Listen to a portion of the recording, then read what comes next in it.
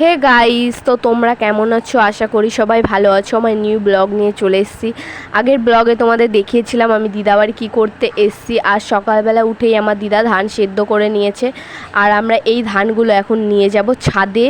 তো দেখো আমাদের সঙ্গে যে বাচ্চাটা আছে, ওই বাচ্চাটা কিন্তু, ওর নাম হচ্ছে মন্দিরা। ও কিন্তু ভীষণ ভালো, ও কিন্তু অনেক কাজ করে দিচ্ছিল আমাদের। তারপরে আমি ভাবলাম মন্দিরা যদি পারে তাহলে আমি কেন পারবো না। তাই আমিও ধান টেনে দিচ্ছিলাম গাইজ, মাজাই করে করে। আমি তো এগুলো আগে কখনো করিনি, আর এখন করছিলাম। ভালোও লাগছিলো, কিন্তু কষ্টও হচ্ছিলো গাইজ। কিন্তু যদি আমি এখন করে দিই তাহলে আমার দিদার আর মন্দিরারও একটু কষ্টটা কম হয়।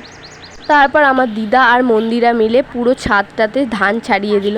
তো তোমরা দেখতে থাকো গাইস। তারপর একটু পরে দিদা বলল যে একটু ধানটা নেড়ে আয়, তাই আমি গিয়ে একটু ধানটা নেড়েও আসলাম গাইস। দেখতে দেখতে বিকাল হয়ে গেল, আর এই ধান শুকিয়েও গেছে দু রকমই, আগের দিনের পরের দিনের। আর জানো তো গাইস, এই ধান ভাঙিয়ে তারপরে আমাদের বাড়িতে যাবে, কারণ এই ধানগুলো কিন্তু আমাদের, আমার দিদাদের নয়। তারপরে দেখতে দেখতে আমি আর আমার দিদা মিলে ধান তুলতে চলে আসলাম, বস্তায় করে তুলে নিলাম আমরা।